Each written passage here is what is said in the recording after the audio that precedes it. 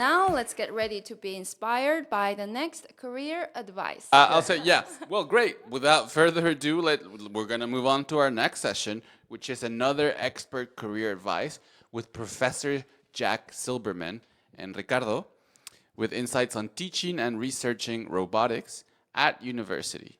So take it away, Ricardo.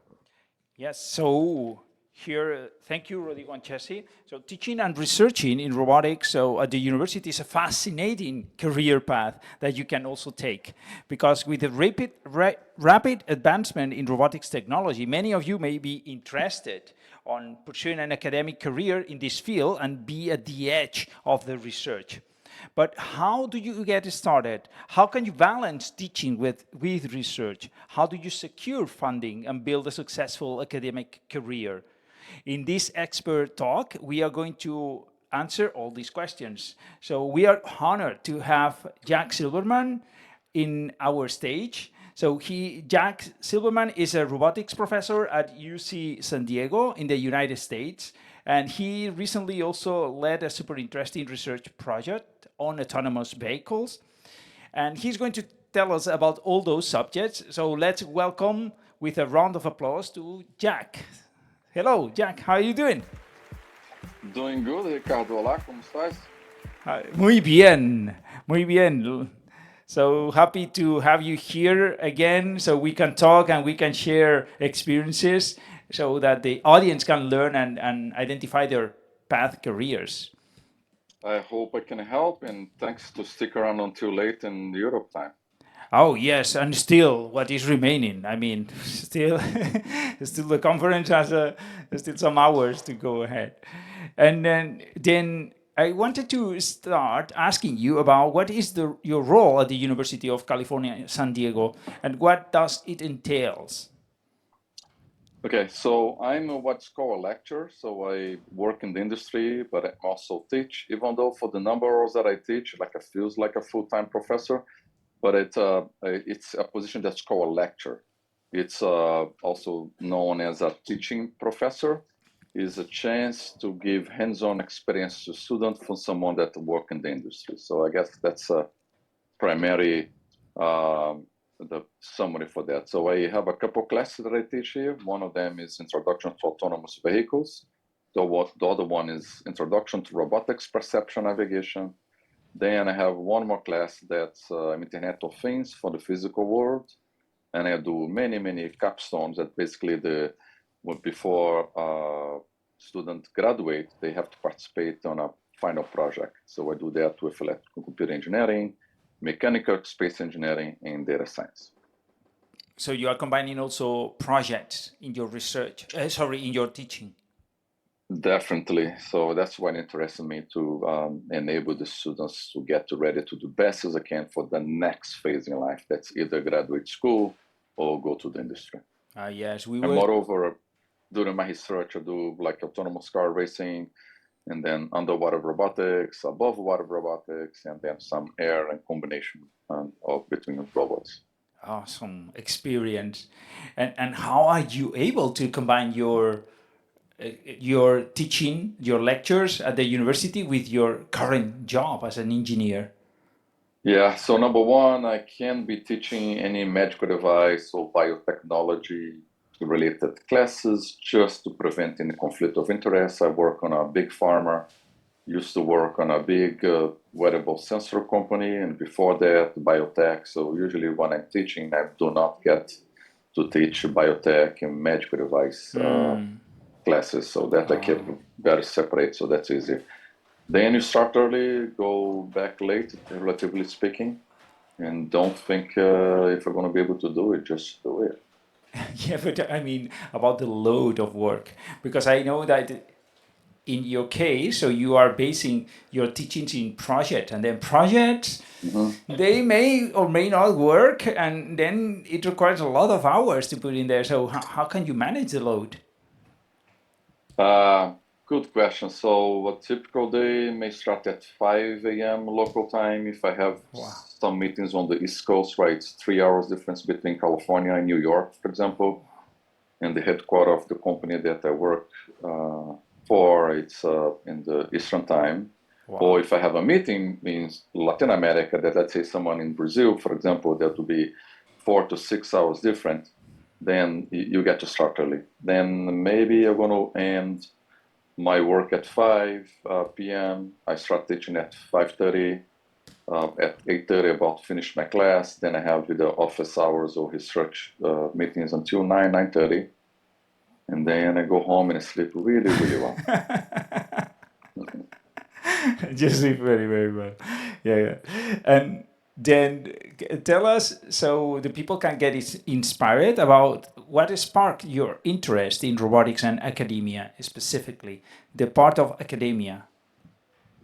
Yeah, it's primarily to help others. So, like since my undergrad, I was teaching high school, and then I was in the graduate school. I was teaching undergrad. Just primarily, it's almost like coaching. I don't feel myself as being a professor. Yes, I teach, but I primarily enable the students how to learn, how to solve problems. I don't know about the answer. We go figure out the answers together. So pretty soon they know that, hey, this person has a PhD in robotics from Carnegie Mellon, and he doesn't know the answer. So it's okay with me to not know the answer and trying to find that answer together. So primarily knowing that you're helping people, knowing that these folks that you have a chance to maybe tune a little bit their life and ask them to help two other people, and then they help two other people. So that's what motivated me. I have a lot of fun. So students usually going to land at their own startup company, at a robotics company in San Diego, not necessarily just autonomous car, but in defense industry. I just have a TA that he got a job at SpaceX, so he's really, really excited. A lot of students going for the med tech, medical device, because San Diego is a hub for medicine and things related to that. So just like I have fun. It's almost sometimes I feel guilty to get a paycheck to teach. Yes, I completely agree. But then, which kind of skills do you need in order to follow a path like yours? So, what did you study? What it was the skills that you studied in order to reach the position that you have now? Yeah, it's funny. So my career started by I went to a technical high school. So right there, when I was a teenager, I was already doing PCB design, and I was programming microcontrollers at that time. So it was natural for me. In fact, when I get to my undergrad, I was really bored on the first 2 years because I was back just to do math and physics. Don't take me wrong, we have to do that, right? To be able to get to the next level. But I was really surprised that my friends, after the third year, didn't know how to read a resistor, never decided to design a PCB in their life. So I have to tune there. So after I finish, actually, this high school just got a robotics lab, and they asked me if I want to come and put it together. I said, yeah, I'll do that. And then when I finished that, they sent me to England to do some postgraduate work. Then I started to know how much I did not know. And then I decided to pursue my master in mechanical engineering because I have the electrical engineering. I want to work in robotics. I have to understand some of the mechanical aspect of the machine more than I knew. And then after I finished that, when I figured out that I could make money to go to school, I said, hey, why not then pursue a PhD?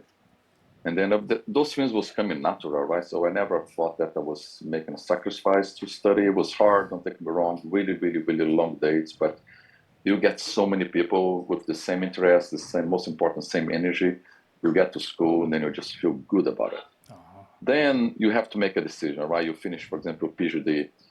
And in some companies, they think that a PhD is 1 degree too many because you're going to be too specialized. You have to make sure you don't really get into that narrow aspect of it unless you want to go to academia, right? And then you may find that get a job in the industry unless they are a research institution that you may not need a PhD. But a PhD will give a chance to be a PI, that's the principal investigator, raise your own money, and continue to have promotions on the company, right? For academia, for sure, you're going to need a PhD because for good or for bad, you need the degrees to be able to teach on a reputable university. And then definitely to have your own lab, you're going to need a PhD. And then to write grants to get funding, you're going to need a PhD. So you have to find your tune, right? So I was fortunate enough, and then I worked hard enough to be able to then work in academia and go back, to the industry, and then go back and be able to teach. And when I get some seniority on my companies that I work for, and then went back to teaching in a good school like UCSD. So I have been teaching for about 9 years or so, together with work in the industry. Yeah. And then, so what you are suggesting is that if you want to have a career at the university, then the PhD is kind of a must, right? At least in the United States, at least in all the schools that you're ready to, yes, you should go for PhD. And don't take me wrong, it's like you're not going to have to pay to get your PhDs, right? There are many opportunities. In fact, the lab that you're going to apply or the school going to apply most likely has the fund for you for the 4 years. And then you're going to be writing then proposals for the people that come after you. So it's basically you're going to make money to study. Not a bad deal for me. Okay, excellent. And what I have seen from what you have mentioned is the same theme that we have been hearing along the whole conference so far is this combination that you mentioned about learning about software and also about hardware, both things. Like it's important, right? If you want to be also even working at academia. Yeah, so I don't think you're going to be a strong candidate anymore from the industry, definitely. That if you just have one area specialization and you don't cross into software, for example, right? Because you're going to be working, for example, if an electrical engineer, you're going to be working with mechanical engineer. You should at least share the same language. And then you're going to be doing some coding. So you better have your hands in doing some coding. And then for those people listen that you don't have the tech skills yet, just go do it, right? Nobody going to tell you don't do it. And then same thing for the computer scientists, get your hands a little bit dirty on the hardware aspect of it so that you sell your skills, right? Instead of being one, now you're a little bit more that people know that, yeah, he or she doesn't necessarily have a perfect fit for this position, but could be coachable. And then the academia, you will be interacting with other researchers, right? You can just be one person and do the whole thing. So you're going to be interacting with other researchers. So you should be able to communicate. And then students, they're so diverse these days, right? Maybe just my way of thinking, but I haven't seen in a long, long time someone that just specialized, for example, in fluidics. And they wouldn't know about simulation. They wouldn't know about some of the AI tools that help people solve problems they haven't solved before, right? People become really broad these days. It doesn't mean that you're going to have to know all. You just have to be enough to work with other people. Awesome. Then you convince me. Okay, so let's see that I want to work at academia at the university. So which positions or academic roles can we apply for? You mentioned that you are a lecturer, right? And you explain. Right. And you explain which is like an external expert that comes at sometimes to the university and then deliver some classes, and that's it. Right. Yeah, there'll be different positions. Number one, if you're going to be teaching, most likely, right, you're going to require a PhD. If you're going to do some introductory class on what you call the United States, a school that's not a 4-year school, it's called community college, right? You may be able to teach with a master's degree, maybe with a bachelor's. And I'm not here to defend one way or the other, right? But you're definitely going to need an advanced degree somehow. Then there is different ways to get to university. If you want to do really just the research, you don't want to teach, just apply for research position. If you want only to teach and not to be publishing papers all the time and worrying about bringing funds and then have a career that's a researcher, right, at the main lab, then you could be a teaching professor. And then you have the full-time professor that actually want to start their own lab and their own research center. And then that will be definitely research, advising PhD students, get some postdoc, writing lots and lots of proposals to bring on a fund, because eventually the school probably give you 1 year, 1+ year of fund. So you can start when they hire you, but then you have to bring your own. Other than that, you most likely will be asked to leave.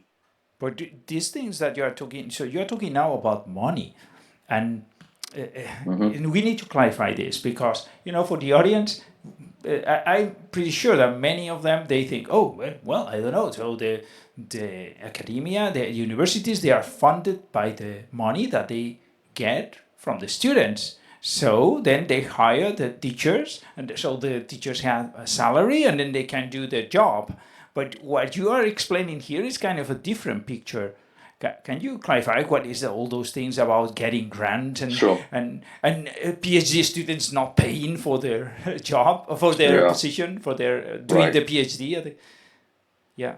Yeah, so let's just, I'm going to tell you in perspective of United States, right? I'm originally from Brazil. It's a different story because you may have the government grant. So in the United States, yes, there is a tuition for the university. For example, UC, that's part of the University of California. If you're a resident of California, you may be paying $20,000, $22,000 a year. That's a public school. If you're out of state, maybe $70,000. Wow. If you're a PhD student, then maybe the cost of having you will be $100,000. And then a professor that will have a PhD student in the United States will have to commit to have at least 4 years. So that's right, that is $400,000, right? Wow. And if you have 2 students, and then soon you're already close to $1 million. And that will not going to come from the tuition from the students. You have to write your own grant, either for government agents, the typical National Science Foundation, Department of Transportation, Department of Energy, Department of Defense, of course, or you have a partnership with some companies that will sponsor your graduate student, and then they share the IP, the intellectual property, with the university. So yes, you have to bring your own funding. In schools in Europe is different, where there may be the grant may come from the government and they're fully student. We compete on this autonomous car racing, where some university from Germany, university from Italy come show up with 10 and 15 PhDs. They all fully funded from the government. And that's not the case in the United States. Okay. So that's a difference between the United States and the Europe. We don't have much information about Asia, but maybe in the next conference next year, maybe we'll have some information and then we can share for that. So then let me ask you another question. So which career advice would you give to the audience that maybe want to pursue a research career at the university? Yeah. So number one, the basic fastest will be pursue your PhD, right? Without a PhD, you're going to be really, really hard to get a research position, just really a plain research position. I mean, there is all rules has exception, right? You could be an exceptional programmer, and then you prove, and someone hear about you, and then they're going to go open the position in the lab, and you can join. But most likely, the PhD will be the key for some of this. If you want to be in academia for teaching, the PhD is most likely a requirement. A postdoc that after you finish your PhD, you spend some time in the lab, in a famous lab, a reputable lab, that bring you some of the background information that you're going to apply later on for a teaching position. Right? Don't take me wrong when I talk about grants. Like, if just take a look, there are many students that they get the PhD program and they don't pay it, right? Someone wrote a grant for them. So there are quite a bit of funding out there. That means the research group that you are, your advisor, the lab that you are, wrote that proposal in advance, so that when you get to it, you have your fund. And then you're going to be helping write funds for the next students come after you. So definitely graduate school, right? And then a PhD, and most likely a postdoc if you want to go for teaching. If you want to work as a researcher, you may not need a postdoc. You just go apply for those positions that are going to be available in many research institutions, right? And you may not need to be in an academia anyway, right? You may work for the government. You may apply for a company. And then within that company, then later on see if they're going to sponsor your graduate degree. Okay, I think that we can have kind of a map of the situation in case that you want to be a teacher or a researcher. Now, okay, then let's change to another topic about teaching robotics, because you are teaching actually, then how can you explain how you design and develop your robotics courses? Sure.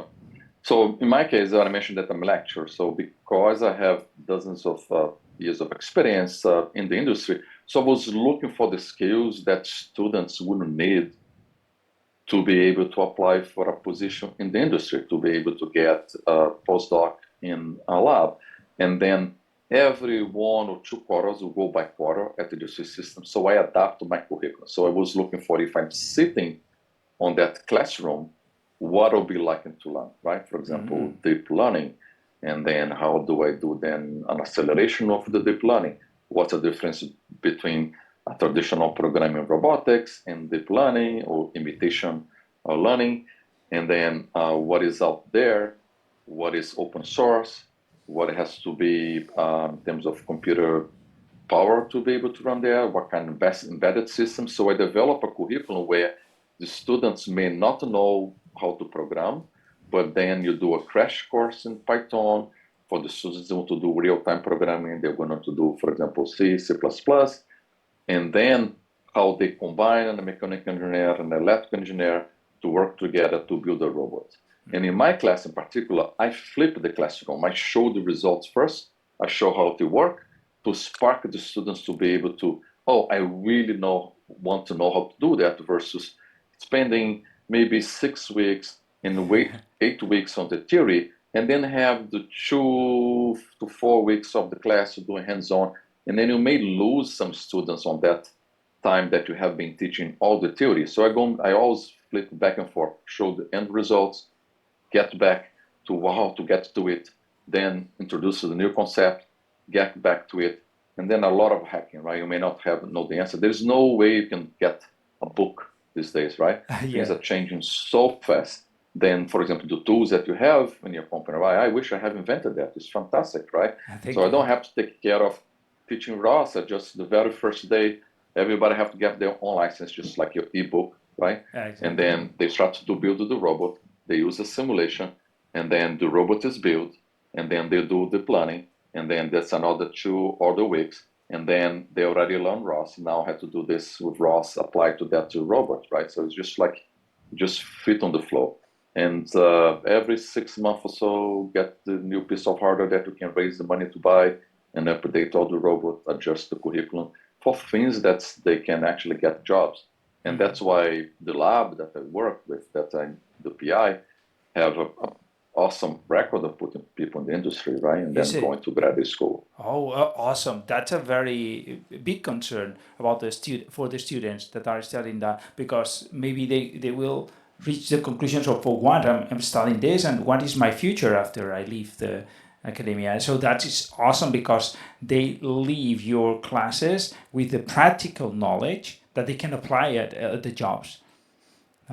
Yeah, I get emails like, I may should compile this in a book somewhere, how I changed the life, the grit aspect of it, don't give up, don't get in the first week and get discouraged, because some of the mechanical engineers may not have experience of coding, and then they are ready to go drop the class, and I make sure that they stick around, that in 2 or 3 weeks, they're going to feel more comfortable. In 4 weeks, they can communicate, they can contribute, right? And then I get lots of feedback in terms of how the class by itself touched their life. Like I have usually 150 students on the waiting list. You break my heart. I'd like to have everybody in the lab, but we won't be able to do it, right? I just like spend from 30 students to 6 students in the lab, and it's pretty busy, right? So the average is about 120, 130 that go on the waiting list, because we can just not get everybody in the lab at the same time, right?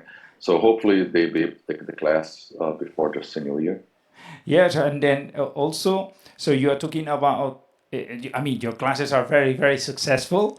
I have visited you and you show me, and I have seen all the things that you are engaging your students. And one of the things that you're engaging, apart from those practices, are the competitions, right? So what can you tell us about the competitions that your students are participating? And I just love it. And that comes from my graduate school. We would put a robot in the field, and then we know that you're going to have, for example, this military helicopter. They're going to take a robot to the top of a volcano. And if you're not there, they're going to take off, right? You're going to lose that ride. You have this military airplane, they're going to take you to Antarctica, and if your robot's not there, forget it, right? And you lose the whole aspect of your project, right? So in this case, the closest thing I can do is to have a competition. There is a deadline. Now you know you're going to have to go race in another university by that date. So everybody has to make sure that we know what is the deadline. It's a real deadline, just not a suggested time when things have to be done. So I love the robotics competition.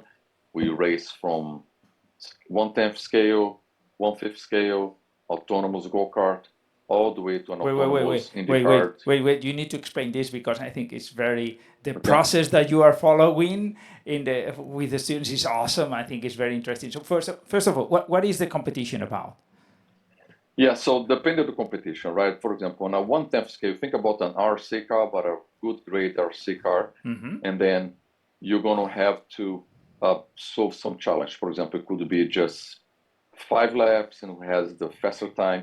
It could be that has, like, say, a stop sign or a deviation, and you have to solve that problem, right? I do that on my classroom before you go to the competition. And then for the students that want to join the racing team, then later on they come and they want to join the autonomous go-kart. I have one on the background. You can see the go-kart there. It's basically a fully autonomous go-kart. And then the student have to have experience on the smaller robot first for obvious reasons, right? Number one, it is dangerous. It can hit and hurt somebody. Number two, is much more expensive, right? You go from $1,000 now to $10,000 to $20,000 more expensive. And out of that, the students that are interested and show the grit, right? Not necessarily they're the best programmer, show the grit that they won't give up. Then they get invited to participate on our Indy Autonomous Challenge team that basically race Indy racing cars. So you probably saw those on TV. There are probably 9 of those cars now in the world. And then we race during the CS, that's the Consumer Electronic show. So I have students that basically participate with all the university as part of our team. Awesome. So incrementally, they get different skills and they learn things, and they go from 1/10 to 1/5 scale to then to the go-kart to then for a full-size racing car. Yes, that's amazing, this process. And in each stage, they are learning the basics for that stage that allows them to go on the next one and do something and then start on the other one and keep building their skills, improving their skills in the different... Yeah, and the risk is higher, right? Ricardo, just think about, you have a $1.3 million race car. We had an accident last year, the year before. I mean, if you drive a Honda, right, and I tell you, hey, they was $30,000 to fix, you say, okay, it's a total loss. Yes. But our race car was $30,000 to fix the front axle. That's all carbon fiber, right?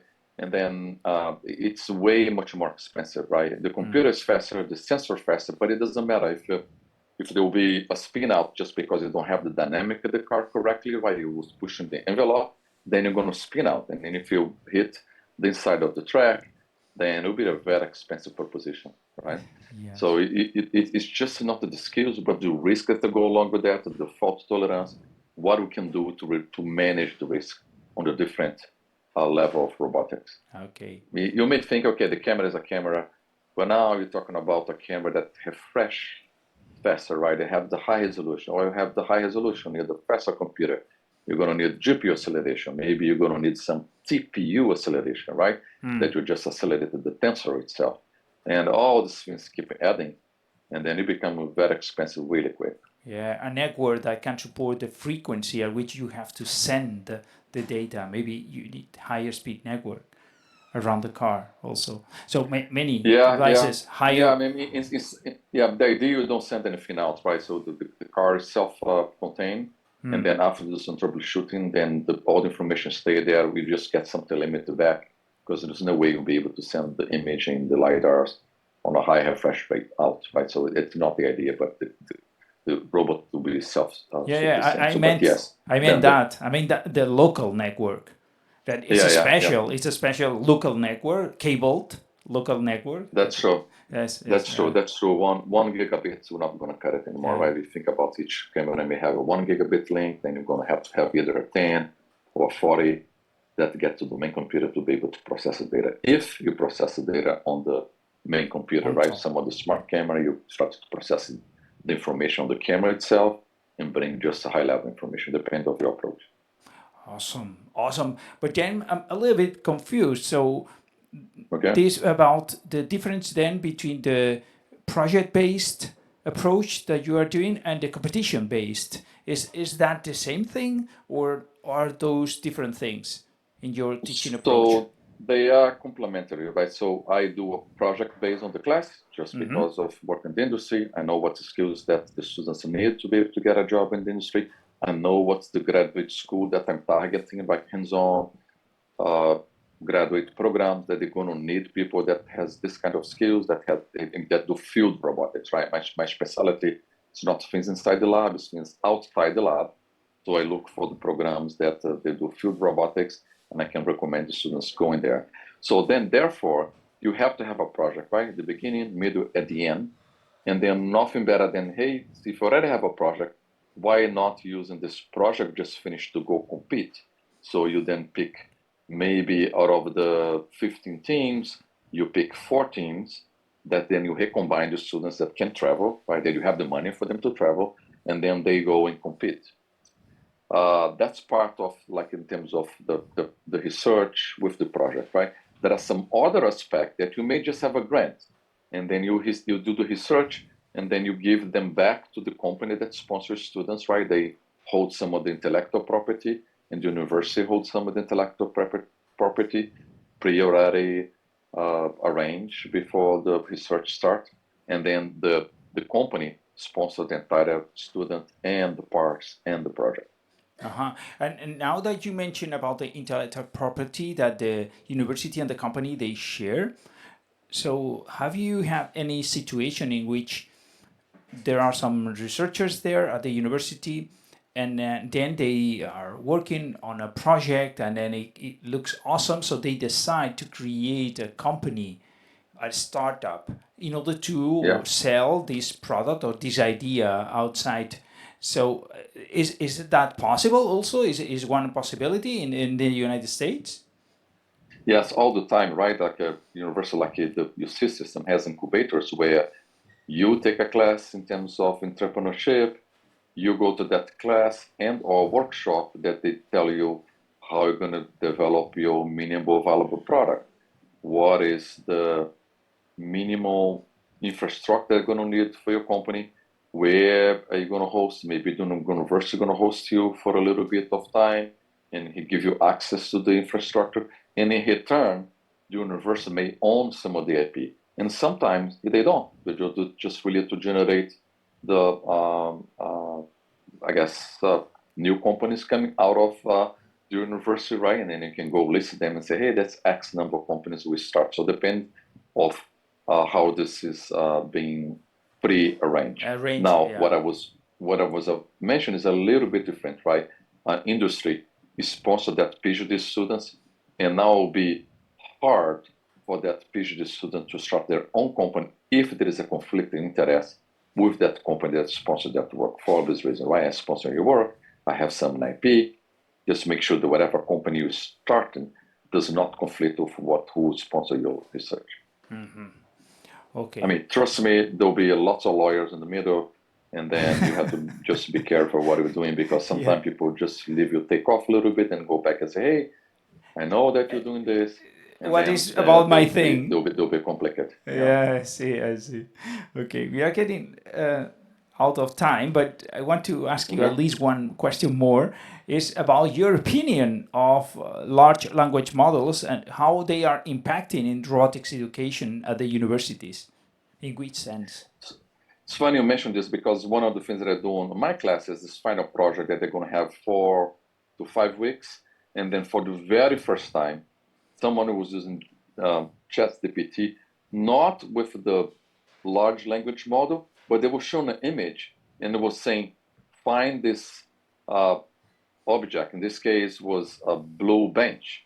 and then drive to the blue bench. So the drive to the blue bench was developed by the student, defined that we were just shipping the image and then get the result back. Where was that, where it found it? So that was super, super cool. Of course, it's not real time, it's not even near real time.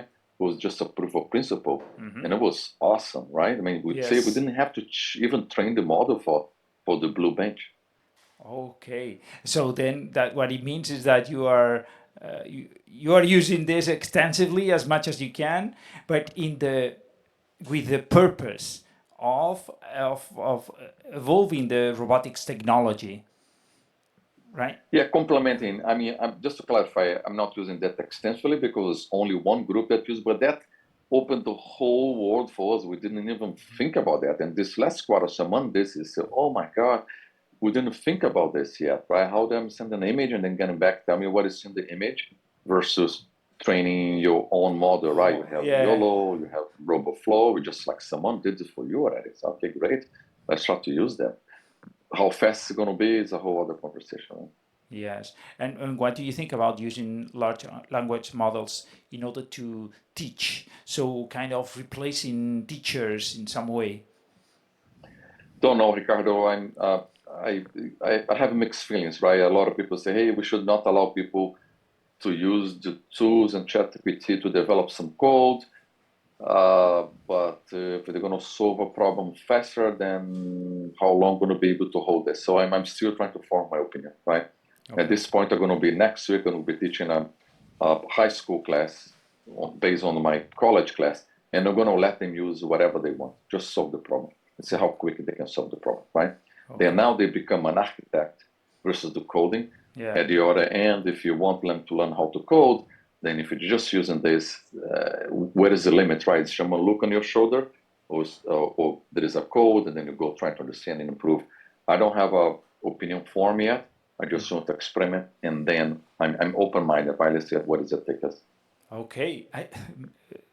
So let me tell you, yes, I'm impressed by this answer because very few people is able to say I have not formed my opinion yet on a hot topic like using large language models on education. So I think that that's very, very cool, and it's something that we should imitate sometimes, not for that specific topic, but for some many other topics that we still don't know the answer or the isn't today like time is money, right? How fast can you solve a problem, right? Now I have a whole other concerns in terms of this IP that was in there that you use, that they use permission. Is the students appending the fundamental? Well, since I'm teaching mostly the junior and the senior students, someone already taught all the fundamentals. Now it's time to get all that together, and then let's try to solve problems quicker. Don't take me wrong, it's a hot topic. There is a whole opinion one way or the other. I just want to experiment and then form my opinion. Okay, so we'll be hearing or waiting to know your opinion whenever you have it. So please let us know. Then thank you very much, Jack Silberman, for your participation. Take care, everybody. Wait. Okay. Still, you are not released yet. All right, then. This is time for the questions for Jack. And then, as you know, all the people there, all the audience, there is a question and answers tab on the chat. You can write your questions for Jack Silberman or both for the questions that are already there. And I will be asking those questions to Jack directly. And we have some questions already here, very quick. I had already prepared mine, but I think that theirs are more interesting, Jack. So it's a question from Andrea Perez that says, how challenging is finding funding for your research? Does the university support you? Is it generally funded by a project or by robotics branch, like like a company? So first, let me put in perspective what's the funding look like, right? We're talking about $1,000, $5,000, $50,000, $500,000, $1 million, right? Depends on the research that you're doing, and then with depending on the money that you're looking for. For example, just by traveling for this competition, I just sent 15 students to Purdue University to race the autonomous go-kart, and I needed $29,000, right? In some labs, people say, are you crazy? This was just the travel cost, right? Think about hotel, air tickets, food, and that was $29,000. So what I did, I wrote some proposals from companies, and then between two companies, I was able to raise the money, right? Could I have used that to buy hardware and software? Yes. Would that replace the experience that the students had and then maybe touch 15 lives? And say no. Yeah. So awesome. how hard it is depends of the research line that you're doing, depends on networking, depends on the university, the reputation for university, definitely on the reputation. Usually the university has something that's called a CAP, Corporate Affiliate Program, where they're going to have a list of industries that you go after. And that's just industry, right? We have a whole other government institution that I mentioned before, right? National Science Foundation, Department of Transportation, Department of Defense, Department of Energy, NASA, and then that's different kind of funding, longer term versus a quick $30,000, right? I mean, if you ask for $30,000 for Department of Transportation, they probably even think you're not serious about, right? They're much higher grants, much longer process to get. Awesome. Yes, completely agree on this about touching the student's life. It's true, and that can make the difference afterwards. Yeah. And then everything that I'm saying is about the United States, right? So I don't understand necessarily how the grant comes from Europe. I mentioned the self-funded student just because I know people that they can show up with 10 PhDs and 15 PhDs, all self-funded from Europe, right? Everything that I mentioned is regarding the United States, more specific with my experience at the University of California. Okay. Okay, then let me go for another question from Juan Pablo Alvidia that he says, how should you build a strong CV to get accepted into the best PhD? Yeah, so good is not good enough. Show me the me different. If you just write, I'm very motivated, I'm hardworking, you and hundreds of people, hundreds and hundreds applying for that program, right? Find the me different. What you have done in your school that you're different from the other schools. Read about the research that someone is doing. Tell how you can help the researcher. Look, I read about it. I know that's the kind of work you do it. I believe I can contribute because hardworking, motivated, everybody hardworking, motivated, right? Other than that, they want to be applying. What's the me different? That's what I can tell you. Awesome. Awesome. Yeah, and then everybody is hardworking and motivated until is demonstrated the contrary also, so we cannot judge by this. I mean, one more thing, Ricardo, let me do this. So find, I'm assuming in your school, you're going to have this resources, right? Knock at the door of the researcher and say, I work for you free. Why is that? Because you build in a resume, right? Yeah. So then you have this first internship, then you have a second internship, and then you add all that on the resume versus someone that may have a GPA, right, your grade, higher than you, but they haven't taken the time to learn anything else besides the class. Go find those labs. Well, I don't have those labs in my school. What should I do? Find something in other schools. Find something in the industry, right?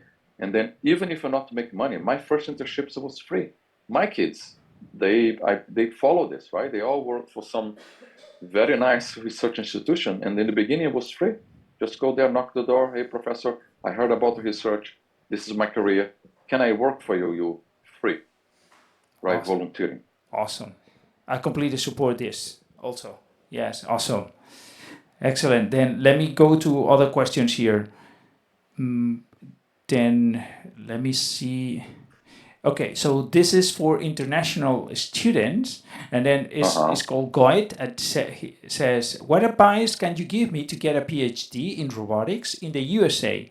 I am an international student studying a master's degree in Barcelona. Thanks. Yeah. Well, I was international student. Most of the students that I see are international, so not a big deal. No difference in terms of you're not going to have any disadvantage by being international. Let's put it this way, right? It's a very, very international study board, especially for PhD. I believe at Carnegie Mellon was like a 60 to 40 in terms of foreign students to US American students. So there was no difference, right? Then what you have to do is find your path, right? You find what you want to do, what are the schools that on that area that you want to study, what are the professors, what are the labs, and then you contact them to the best as you can. Be respectful, right? Don't just waste your time in the sense of quote, waste your time by saying, hey, I think you're really cool program. Really. That's it. That's all you know about my work, right? Do some homework.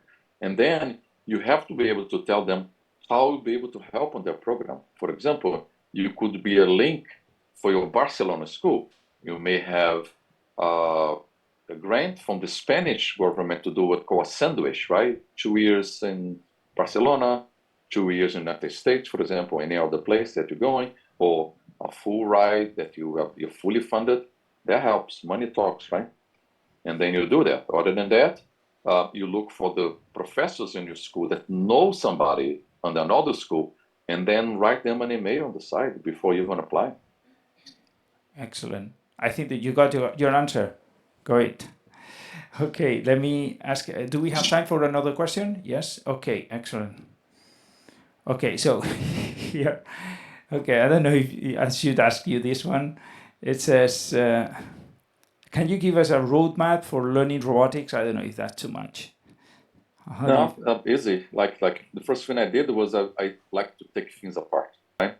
Then what do you mean by taking things apart? Well, we just like you're a kid, right? You start to get your toys apart, right? Put it back together, right? That doesn't cost anything because you just have the toys. So I'm assuming I don't know your age group or things like that, right?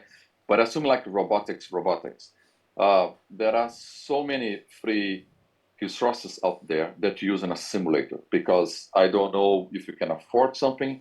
I don't know if you have access to your hardware. I'm assuming it's generic, right? And you start to have some of the simulator. Maybe you're going to talk to the construct, hey, do you have a scholarship? And maybe they have some scholarship. Maybe you offer something in return to have some time on their tools that they have. And I'm not trying to do a sales pitch here. I consider Ricardo a friend because I started to use his tools, right? Because I was asking to modify stuff to my class. And if I talk to a big company, they forget it. How many seats do you need? 60, forget it. I'm not going to talk to you, right? I'm assuming I'm one of the biggest consumer for Ricardo, but for all the purpose, this is an awesome tool, right? You don't have to buy any robot. And on the top of that, they enable you to use a physical robot without even having a physical robot with you. So if you can afford, right, then you get some of the slices. If you can afford a physical robot, then there are so many kits out there, right? And then start to hack it and find things that you start to build up by traditional programming. So I have to extract a line, and then I know color filtering. And soon you're going to find that color filtering you're going to break if you go outdoors because the sun shines something on the yellow. Now that yellow becomes green. Yeah. Well, then I'm going to use some machine learning algorithm to make more robust, or we're going to start to get out of the RGB color spectrum. Just experiment this with just on a Raspberry Pi, RGB camera, right? Jetson Nano from NVIDIA with GPU acceleration. So, I mean, there are many robotics kits, assuming you can afford. If you can't afford, jump into the simulators, right? ROS provides some simulator for you. And then there are many open source codes out there. Then get in a school, right, that enable you to do more stuff. Then you keep going, find a company that hire you. Okay. I hope it was not so much of a long answer, Ricardo. No. Trust me, I don't make any money to do construct, right? I'm a paying customer for this, guys. Thank you very much, Jack. Thank you. And well, then I think that's all for today. We have to continue with other stuff. Then thank you so much, Jack, for coming here and sharing your knowledge. The people are loving your speech. You're very welcome. I do know that I speak fast. I do have a cool Brazilian accent. So for those who want to know, I speak Portuguese, right? And then I do speak fast. And a couple of people asking me, how can you speak in another language so fast? I said, I don't know. I just go what comes to my mind. So go, to the best as you can, grit, right? Don't give up. Don't give up. Don't give up. Learn how to get the nose, know how to go down and go up, play some sport to get your mind going, right? And then keep going and me different, right? I'm very excited. I'm hardworking. You and the hundreds and hundreds of people applying for that position. Yes. Okay. Yes. Thank you very much, Jack. See you. Take care, See Ricardo. you soon. Huh? Gracias. Ciao, See you soon. everybody. Bye-bye. Yeah, see you soon. Bye, everybody. Bye. Yes, yes. Thank you very much, Professor Silberman. Very interesting talk. And attendees, please take a moment to rate Professor Silberman on the box of the chat, because remember, we're getting closer and closer to picking the best speaker of this year's conference at the end of the conference. And wow, what a session. I mean, really, really interesting. I'm a little bit jealous of Professor Silberman's students, because, man, I wish I would have gone to his class. I have seen with my own eyes, so that's Wow, and I heard true what he said. I heard San Diego is a really nice place to be. So, very interesting. So, thank you very much. I hope you all enjoyed it as much as I did and are finding it insightful. Absolutely. And now it's time to get some fresh air. So let's have a 10-minute coffee break. Yeah, let's go, guys. But wait, this is not any ordinary break. Ah, I knew it. No. I thought that there was a problem in the script, so I didn't. Yeah, I was about to leave, huh? I want to remind the audience that you can still work on the Limo challenge we have presented earlier in the day. So please remember that you can still submit your Limo challenge. Yeah, we are going to explain the Limo challenge, but also talk about the Limo Pro robot. The Limo Pro robot is a ROS2 mobile robot platform that integrates NVIDIA Orin Nano alongside a LiDAR, an IMU, and a depth camera. Limo Pro has 4 modes of locomotion: differential drive, Ackerman, omnidirectional, and track-based. All these features make Limo the perfect robot for learning and teaching robotics with ROS. You can even add a robot arm and study autonomous mobile manipulators for a small price. During the Robotics Developers Day, you will find a big discount buying one right now on the button that appears at the bottom right of the screen. Buy one now and get a 20% discount. Yes, and this is how for those who haven't heard, this is how the Limo challenge works. First, I'm going to reshare a link correctly, I swear this time, of the project that you can open to complete the challenge. So let me do that right now. You should see that on the chat right about now. And once you click on that link, it will get you a copy of the project. And if you already have it, it will just open it up again. And you can press the run button, the green one on the top right. This will open the project, just like any of our other projects. And you will see the instructions of the challenge open automatically. So what you need to do is follow the instructions and solve the challenge anytime during the conference. That's great. The challenge is very easy. So move the Limo robot it's very simple. Move the Limo robot from the start position to the goal position. You can see that in the picture there. Start position is where the simulation starts. The goal position is right on the other side. And then you have to take a picture of what's in front of that goal position. And you can use the simulation to test all this and develop. So once you have solved the project, make sure to send us an email with a link to your project to info@theconstruct.ai. Again, that is info@theconstruct.ai with the subject Limo Challenge. And out of these projects that we get sent, we'll randomly pick one to test,